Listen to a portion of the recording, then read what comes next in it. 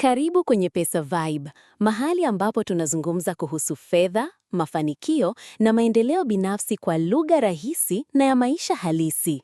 Leo tunakupeleka kwenye hadithi ya kushangaza ya mwanamke mmoja ambaye alizaliwa kwenye umasikini wa hali ya chini kabisa, akapitia mateso, manyanyaso na kukataliwa mara nyingi, lakini hakuishia hapo. Leo hii ni mmoja wa wanawake matajiri na wenye ushawishi mkubwa zaidi duniani. Hadithi ya leo ni ya Oprah Winfrey. Naamini ukitazama video hii hadi mwisho utagundua kuwa hakuna kinachoshindikana, hata kama unaanza na sifuri kabisa.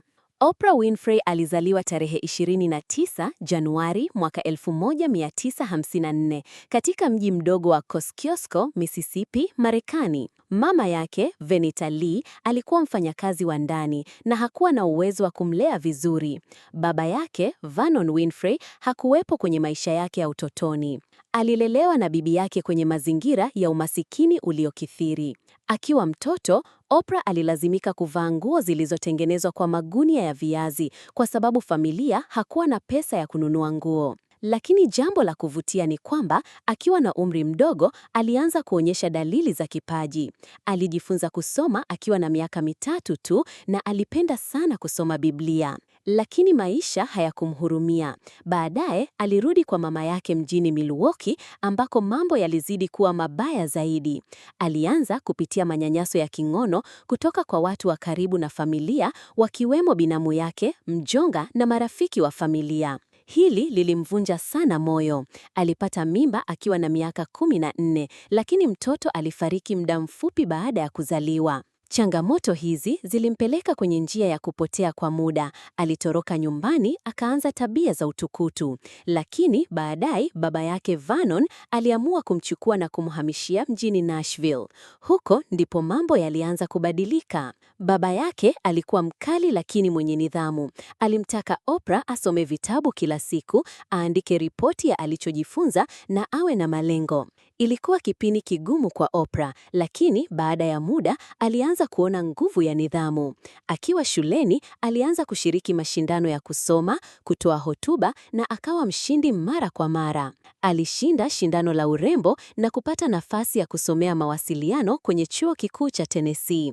Huko alianza kufanya kazi ya redio akiwa bado kijana mdogo, kazi aliyokuwa na ndoto nayo tangu utotoni. Kazi ya kwanza na kukataliwa. Baada ya chuo, alianza kazi ya habari kwenye kituo cha TV, lakini kwa sababu hakuwa na muonekano wa kawaida wa wanahabari na alionekana kuwa emotional sana, alifutwa kazi.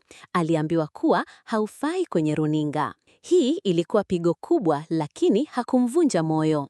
Aliendelea kusaka nafasi na baadaye alipata kazi kwenye kipindi kilichoitwa AM Chicago, kilichokuwa hakina watazamaji wengi. Lakini baada ya muda mfupi, Oprah alipokabidhiwa kipindi hicho, alikibadilisha kutoka kuwa cha kawaida hadi kuwa kipindi kinachoongoza kwa watazamaji jijini. Mwaka 1986, kipindi hicho kilibadilishwa jina na kuitwa The Oprah Winfrey Show.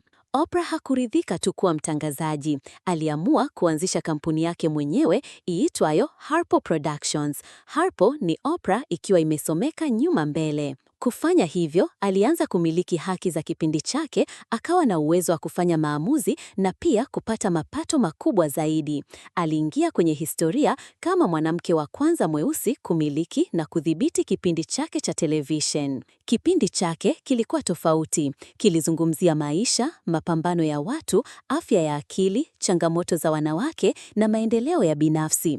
Aliguswa na maisha ya watu wa kawaida na alikuwa sauti ya wanyonge. Kupitia utajiri na ushawishi wake, Oprah alianzisha taasisi mbalimbali za kusaidia watu.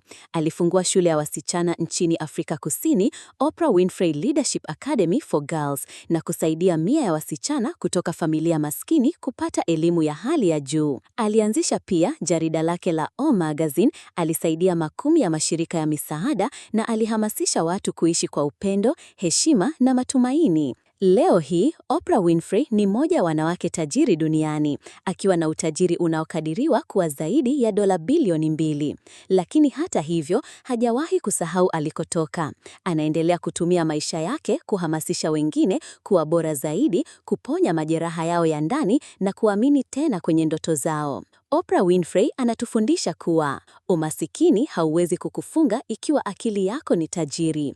Majeraha ya jana hayawezi kuamua thamani yako ya kesho. Na hata ukianguka mara 100, unaweza kuinuka mara 101. Je, wewe ni kijana unayetoka familia maskini? Je, umeshakataliwa mara nyingi? Je, una ndoto kubwa lakini hujui pa kuanzia? Hadithi ya Oprah Winfrey ni mfano kuwa kila mtu ana nafasi